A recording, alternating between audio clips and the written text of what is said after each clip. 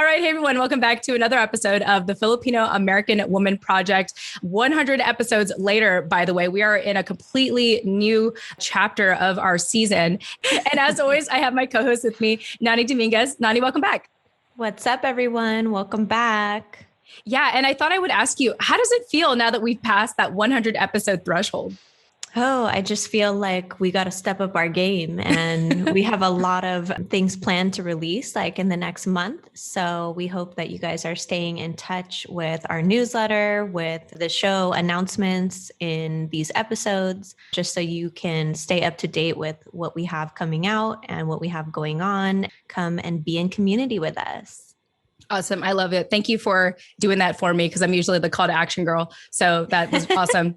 Well, Nani, we are really excited today because once again, I feel like it's so funny because I feel like the first 50, 60, 70 episodes, you did not tell your family that you were podcasting. And the moment they found out, now I feel like your family is on the show all the time. So Without further ado, let us know who is here with us today. Yes. So you guys have the pleasure of meeting another one of my aunties today. Auntie Laura, welcome to the show. Thank you. Very glad to be here. Yeah, I'm really excited. I feel like I need to step up my game and bring out my family. But, Laura, obviously, you heard about the show because of Nani, but let us know what compelled you to say, yes, I want to be on the show and I want to share my story. Absolutely. I think just with so much going on, the environment, especially right now in the Asian community, I'm looking to just become more involved. And I kind of really like the messaging. I liked watching some of the prior videos, and I just thought it would be kind of fun to just add another perspective into the mix. So. Awesome. Well, thank you so much for that and contributing to our project. In any of the content that you were able to digest, was there any one video or episode that stood out to you? Well, of course, I may have a favorite, Monique and my sister. What I thought was really interesting. So you grow up, and I've known them my whole life, obviously, and I still learn new things, and I really just liked hearing Monique's perspective. I know we don't always get the opportunity when you're there with family and you're cooking and there's just everything else going on. You don't really get the opportunity to touch on deeper topics. And so it was really eye-opening to kind of connect with my family on a more meaningful, thoughtful level. Yeah, I hear you on that. I was just thinking about even the new friends that I've made locally here in Virginia Beach. And whenever we meet up, it's usually within a group. And I'm a very much one-to-one or maybe 1 to 2 people at a time because I feel like I can better connect with people with deep meaning conversations. However, when you're in a group setting, there's so much going on. People are talking over each other. People are distracted. That's the way I'm verbalizing it, at least. It's probably completely different for extroverts. They probably would, mention, describe that experience very differently. But for me, it's overstimulating is what I'm trying to say.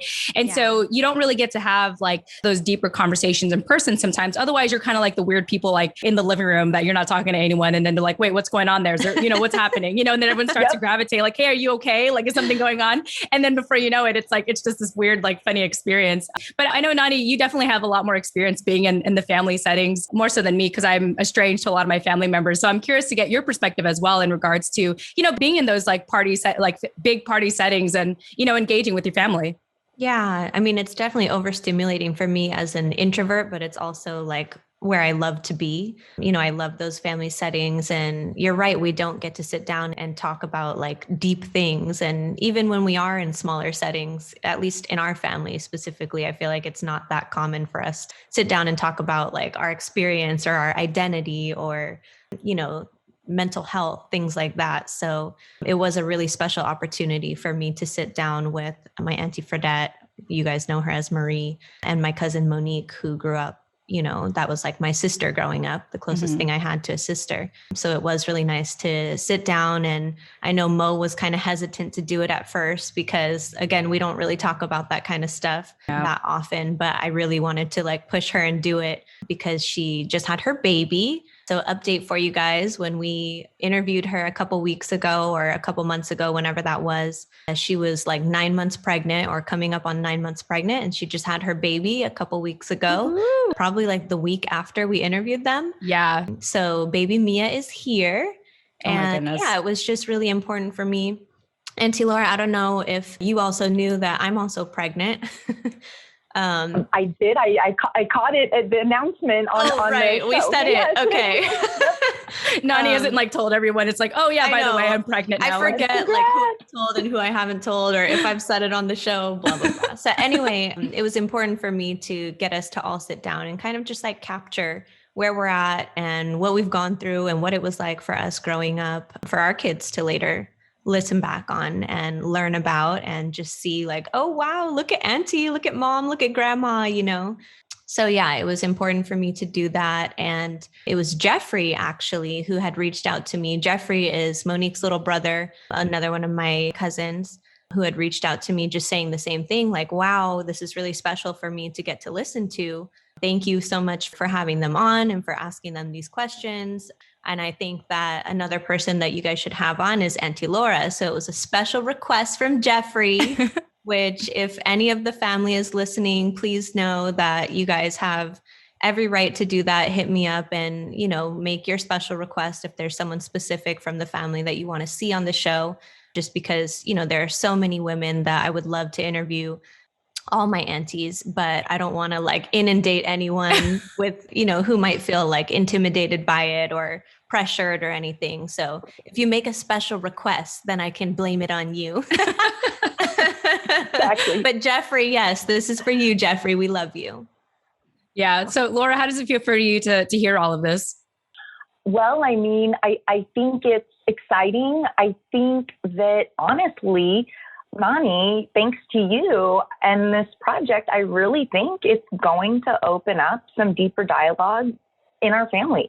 I really do. Like, we never realized that, hey, we don't talk about it, but then as we start touching on these things, like I find out, you know, Jeffrey's interested in the environment and, you know, what I'm like, so am I, you know, that's, you know, it's something very important and near and dear. And so, yeah, I appreciate the project for just opening up the dialogue for something so much more deeper and meaningful in my family. It's really cool. Absolutely. That would be my, you know, my like ultimate goal would be to have that kind of impact specifically like internally within our family. So I love to hear that. Yeah. And being on a podcast doesn't cost anything. So it's interesting how we've had like a lot of listeners. I have one in particular I could think of where they, you know, she has mentioned to us that, you know, I could go to therapy, but listening to the show is very therapeutic, like just to feel seen, heard, and validated, you know, that my experiences are not so odd or so far-fetched, like that there are other people who have these shared experiences like me. And therefore I can show up as I am. Like, you know, hearing all these stories gives us the conviction to do that and gives other people the courage to contribute to the show. So, you know, Laura, thank you for being a part of it and for sharing that. I think that there's something beautiful about podcasting. Like when I brought my mom and my sister on during the holidays, we lost dad when I was 10. And my mom doesn't talk a lot about that time. But on that episode, my mom revealed so much that happened in that time frame. And I was all like, you know, I mean, I say this jokingly because my mom's a very matter-of-fact person. Like, it's not like she intends to hide things. It's just that she'll bring it up when it's relevant. So we happen to be talking about dad. And she's like, oh, by the way, this is what happened during that time. You know, there was like, he was missing for 3 days. They did an investigation for 3 months. And like, she got into like clear detail. You're like, what? And I was like, oh, mom, that would have been good to know like 20 years ago. Like, you know, but I don't fault her for it. Like, obviously she was a widow, 3 kids under 11. Like she had to do what she needed to survive. So it's kind of like, it's like fun bonuses that I think like only podcasting made that possible, you know, for her to, you know, share that information. And so, you know, to hear the impact of even, you know, just Marie and Monique coming on is beautiful and inspiring. And it's another affirmation that Nani and I are doing something good with our show. So thank you for that feedback. Yeah, absolutely. Well, Laura, of course, the show is called the Filipino American Woman Project. And I think that the label, the Filipino American Woman, means something different for everyone. So let us know in your terms, when you think of the Filipino American woman, share with us a little bit about your family background and what that, I guess you could say, label or description means to you. Yep, absolutely. You know, background wise, and what I noticed I had to stop doing is, you know, I started peeking into some of the other podcasts and then I stopped because I didn't want it to taint some of my own answers here, like, you know, in terms of what I'm going to pull from in my background. So yeah, I was born in the Philippines. I was born in Manila. You know, as with many immigrant families at that time, I know my parents couldn't take me, you know, to America right away. So I had to stay back in the Philippines with my aunt and uncle for until I was 3 years old, until, things were stable here in the US, and then they can basically fly me out. So I ended up coming out here when I was 3, late 70s, let's just call it. I think I'm honestly coming into my own, really starting to embrace my culture maybe over the last 15 years. Wow. I think a lot of folks, and I've noticed this with a lot of other Filipinas that I speak with and who have been in, the United States for the same amount of time that I have, in the 80s or late 70s, I think a lot of folks just assume you're Latin or Hispanic. And so you just kind of get lumped into that category. And then you really do start questioning, like, okay, I'm Filipino, and they don't know what it is. So then you just have to explain, I'm Filipino and part English. And, I would say I'm mostly English. I'm mostly white.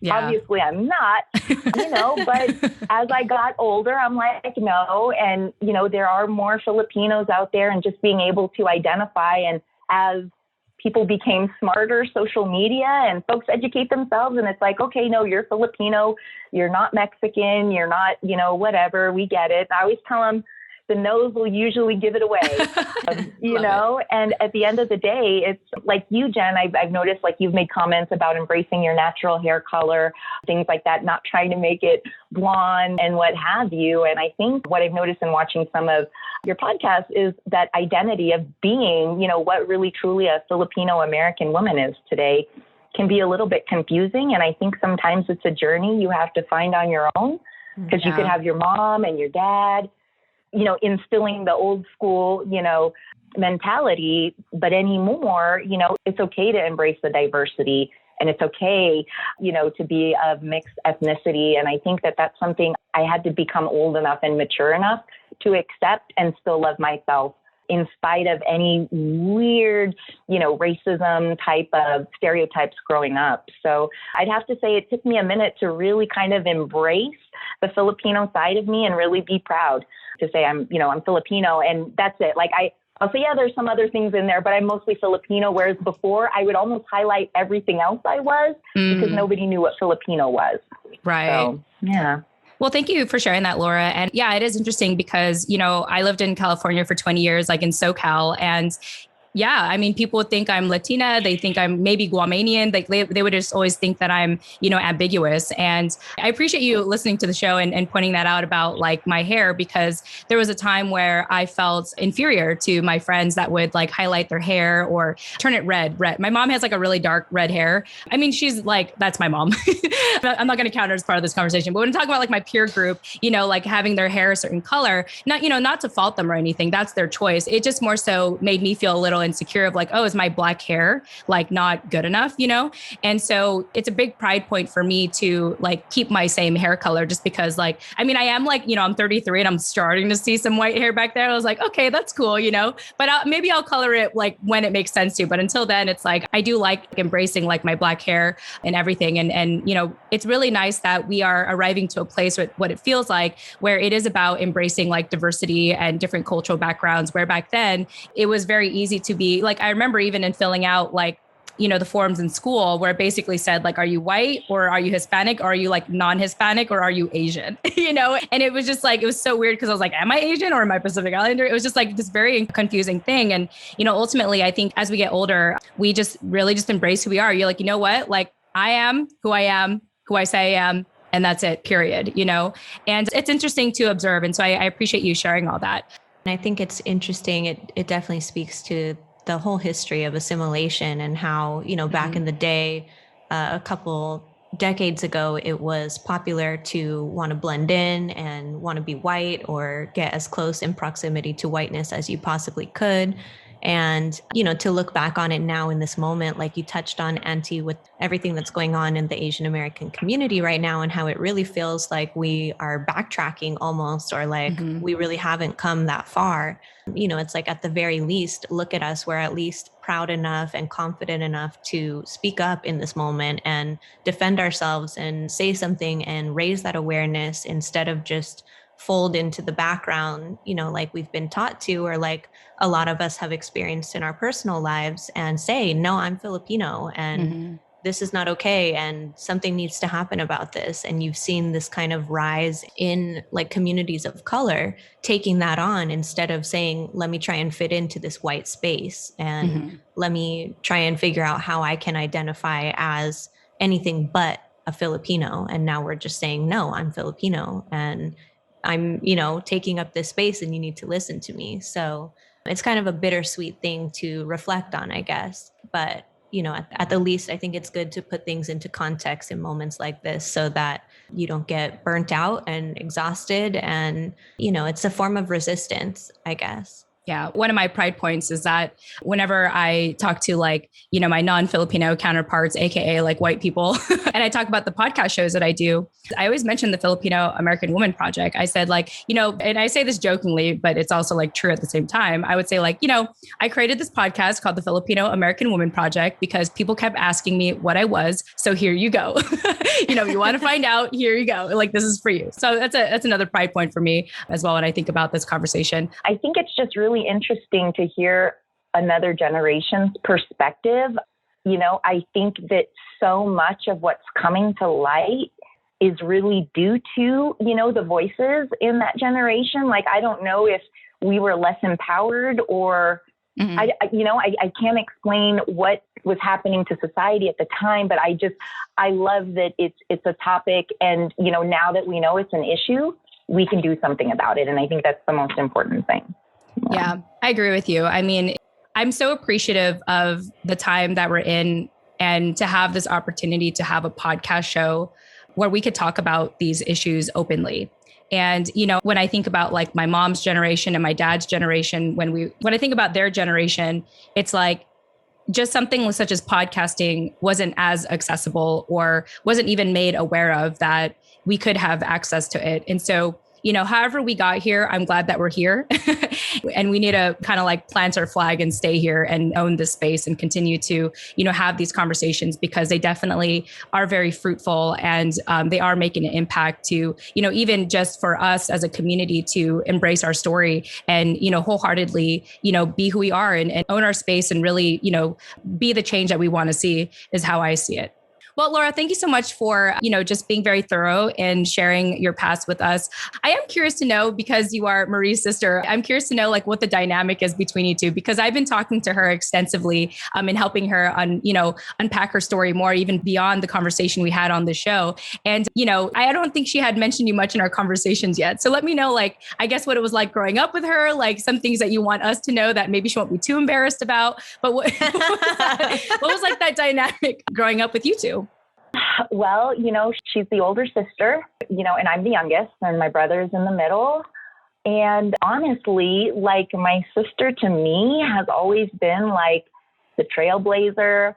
She just if I need somebody, I'm just a little more quiet. I used to be more extroverted. And I think as I've gotten older, I've just gotten more relaxed and I've become a little more introverted. But my sister, I could always count on her. If something's going on, she's coming down to the school. She's getting her hair up if she has to. You know that. Absolutely. I know that. She taught me that. Yes. Yep. So I would say she is the epitome of a strong, will not take it. I love it. Whenever I needed to bring in the big guns, even if it was a guy, I would call my sister and, she would definitely come to the rescue. So yeah, she's always been very independent. I think that's pretty obvious. I've spoken to her, very outspoken. I know exactly what's on her mind. But as she's gotten older, she's been able to mellow out a little bit. You can still, spark that fire in her. But yeah, she's a pistol. I mean, I'm trying to think if there are any stories. Oh my goodness. What can I share without getting her upset or anything?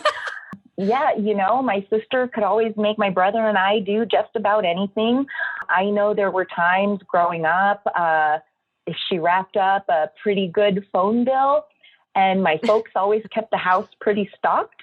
And we ended up making a menu of what we had: pretzels, ice cream cones, hot dogs. And we ran around the neighborhood. And this was my sister having my brother and I, and then our neighbor Kevin, do this. We would collect orders. We even had flower bouquets, which were flowers we picked from the neighbor's garden and gave back to them.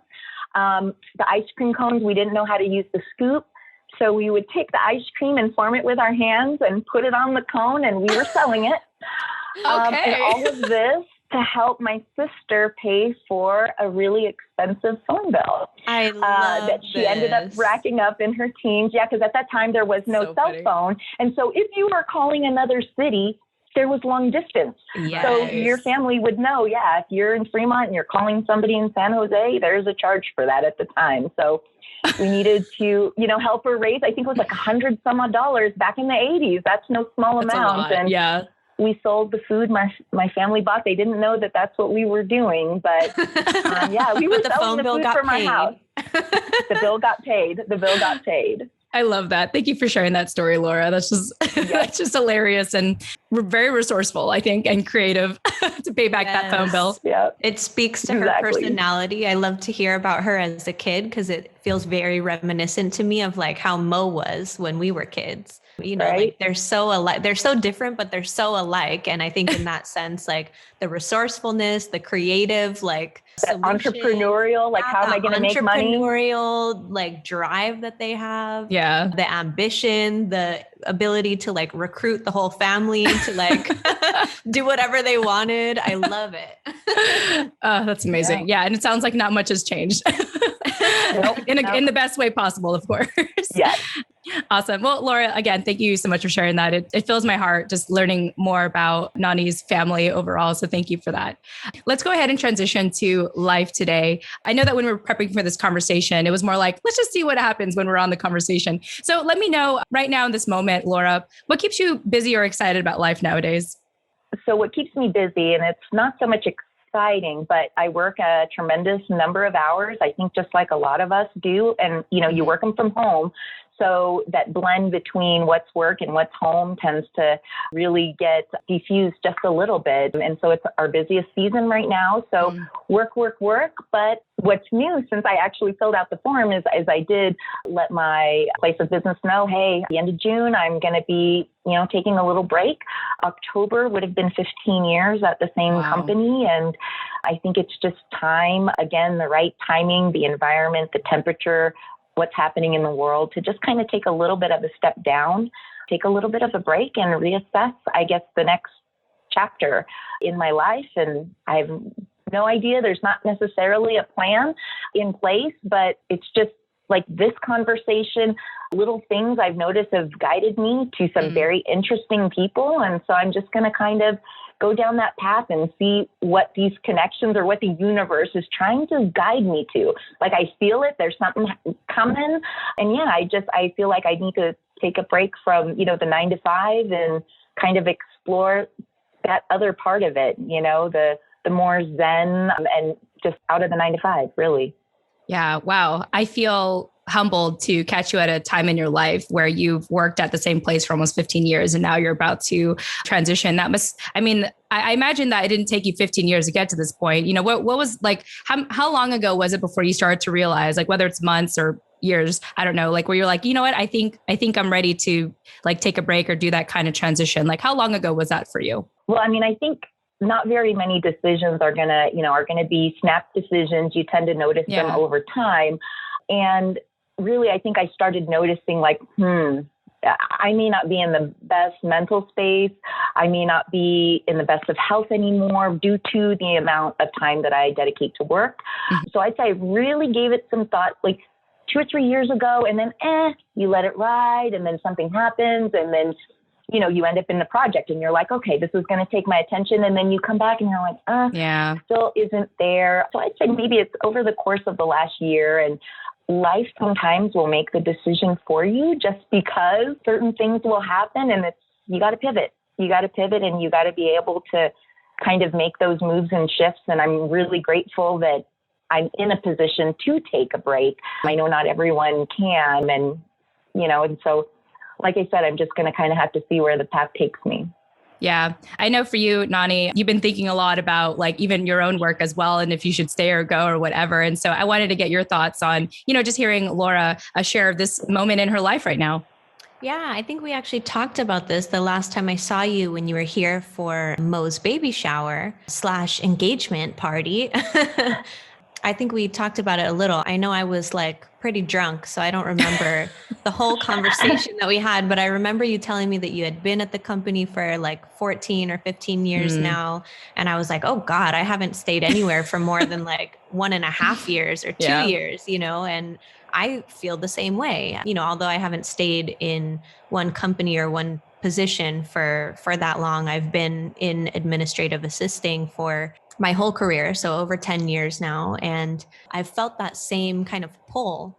And I know what you mean about like, oh, let me follow this. And then it's like, oh, it doesn't really come to fruition the way that you thought that it would. And you have this like comfortable place of a security and benefits and a salary and all that. And it's like, okay, maybe this is not the most fulfilling thing, but at least it keeps me comfortable.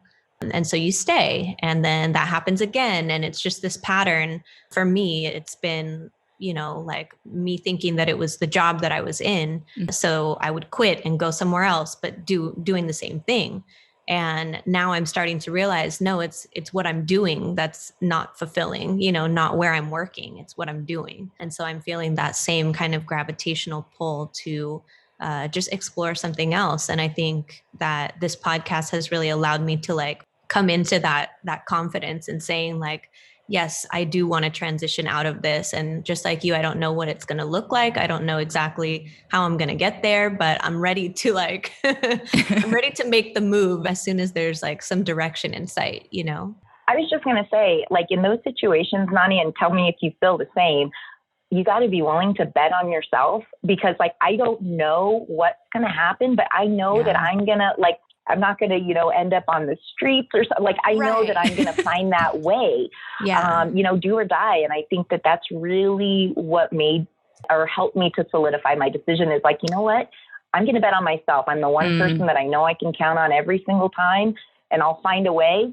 Don't know what it is, but I'll find it. And so I think it's just having that confidence to bet on yourself. Yeah, no, absolutely. I think that's the difference in all the times before that I was like, oh, should I try something else? And then been like, nah, ended up not doing it. Now it's like, no, now I know I can trust myself to actually make something happen, and again, I don't know what it is or what it's going to look like, but I just feel more secure in that decision. This is not related, but sort of related. I was with like my college sweetheart. I call him college sweetheart because we met in college, but I was with him for like, I think like 5-7 years. The last two were very complicated, 2008 till 2015. So about 7 years. And I remember that I got to a point where I kind of already like assessed every scenario of the relationship I had with with him at the time, to realize that I was willing to take a leap of faith into the unknown than to stay in something that I already knew was going to just be the same, if that makes sense. And I think that sometimes we have to get to that place, right? Where we've like assessed everything. We tried our options. We've, picked up some outlets to help us cope or, like make do or stay at a certain place. And you just kind of get to a place where like, you know what? I think this is the end of a chapter, and I'm not even angry about it. Like this is a time to actually move on. And it's like, I love you. And in this case, the job, it's like, I appreciate the job, but I think there's something new for me. And I don't know what it is, but I know that there's something pulling me in that direction. And for me, it was like kind of jumping into that absolute like unknown of me breaking up with him, because I literally didn't know what my life would look like. Like I lost my virginity to this guy. So I literally thought like, oh my gosh, it was one of those things where it's like, oh, I lost my virginity to him. Therefore he's the one and only, he's my true love. I have to marry him, I have to be with him. Yeah. Yeah. And then I remember like kind of letting him go was kind of like facing death in a sense. But sometimes I think that it's like when you've kind of explored all your options and you've tried everything out, you do get to that place where like, you know what, I did all that. I'm ready to move on, and I don't know where I'm going, but I know I have to get going. Like, I know I have to go somewhere. And that's what it sounds like you're in the place right now, Laura, is like, I thought thoroughly about this for the last couple of years. And luckily, like, you're not going to be homeless. Like you said, like you're in a really good position to, explore something new. And I just want to say kudos to you. Like that's a big shift, at least for most of us. In our families, they expect us to stay in one job forever, And so for you to kind of arrive to this place for yourself and make that decision to like start a new chapter, it's a big leap of faith, but it sounds like you have the confidence to take it. You have the confidence, and kind of like you said, you're betting on yourself to make that change. And I'm excited for you. Yes, me Thank too. you. Yeah. So I really like what you said, Laura. You have to be willing to bet on yourself. And I already feel like that's going to be like the title of our show or something. But other than that, so we've reached kind of the point of the conversation where I always like to ask people, what is a life lesson you want to share? And what's a story of your life that's associated with that? So in addition to, you have to be willing to bet on yourself, is there any other lesson you want to share with us today? Well, I think within the same vein of just, betting on yourself and really just kind of understanding that at the end of the day, we can only, we have our families and we have our friends. And I think in the Filipino community, our families can be very close-knit at times. And so you can feel like you have a lot of resources. But at the end of the day, the person that you're going to have control over, the person, that's really going to make a difference, whether it's just something in your mind on how you view something, your perspective, but it's all, within yourself, whether it's just realizing not a negative perspective, but like, I didn't realize I did that. I thought that, just kind of putting the question, throwing it back on yourself, whether it's about culture, whether it's about mental wellness, to just say, okay, I just experienced that, but how could I have personally made it different, impacted the situation in a unique way? And I think just at the end of the day, being willing to bet on yourself. And I really wish I had a better life lesson here. But yeah, just honestly relying on yourself and knowing that at the end of the day, you're going to reach deep down and figure it out. I think that's really it.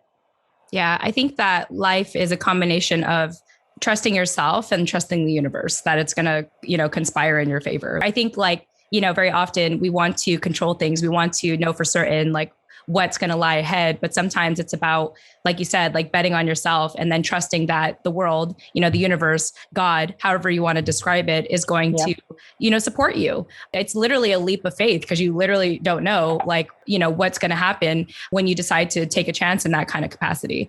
Nani, any thoughts?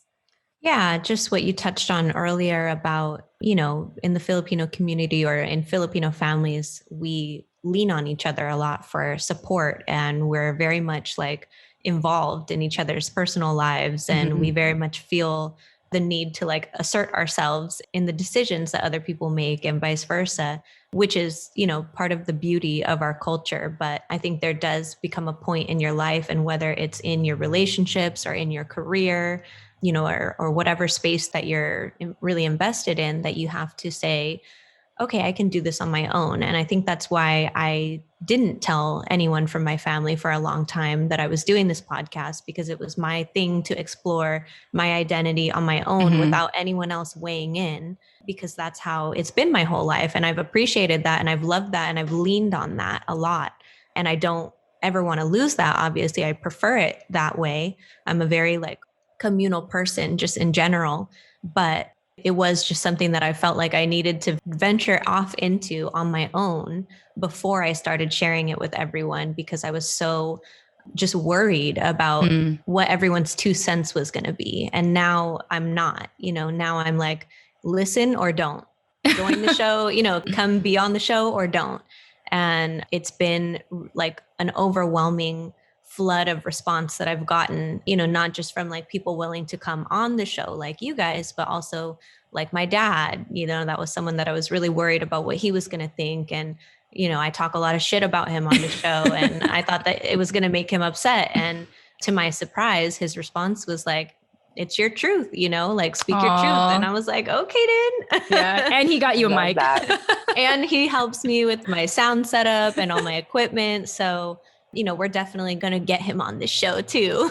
Oh, yes. When the time is right. But yeah, I think it can just be so rewarding in ways that you can never anticipate, or ways that you could never expect, until you just trust yourself. And like you said, bet on yourself and, venture off on your own. And it also doesn't mean that you have to lose that community behind you. It just means that you're kind of, like Jen said, planting your flag in the ground, and you're claiming your stake with whatever it is that you want to do. So I think it's also really special that we're able to catch you, Auntie Laura, at this point, in your life when you're about to make such a huge pivot. And we'll definitely have to like do it again to follow up to see what comes of this kind of space of uncertainty that we're all in right now. Yeah. The last thing I want to add on top of that is I know that very often we are afraid to branch away from our family. And the way that I want to reframe that is when we venture off from our family, to me, I see it as the highest compliment to our family, to show them that they had built such a wonderful nest for us that we are now able to fly on our own, and that we have the confidence knowing that we could always come back home. And I want to share that because I know that a lot of listeners we've had, or even, a lot of listeners or even guests on our show, a lot of our fear is to let our family down. But I want to reframe that by saying that's the greatest compliment to your family, is venturing off and coming back with so many beautiful resources, skills, knowledge, et cetera, continuing to expand the family forward. And part of that is venturing off for some time.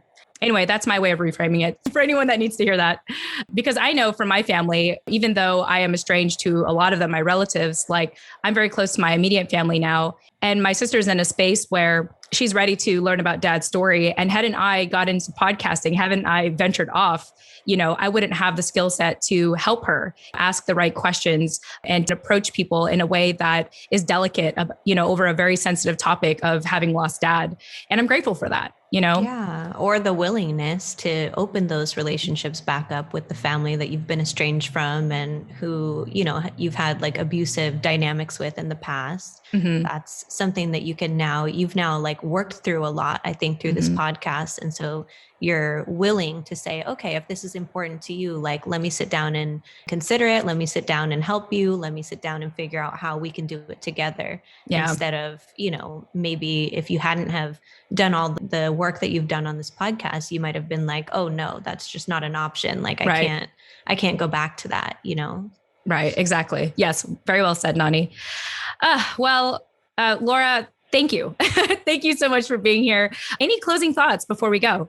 I would say I'm just really excited to sort of see where you guys take the project, to see how it grows, and to kind of see all of the folks that you're influencing and touching, just with your voices. I think it's really, really cool. And I wish you both the best of luck.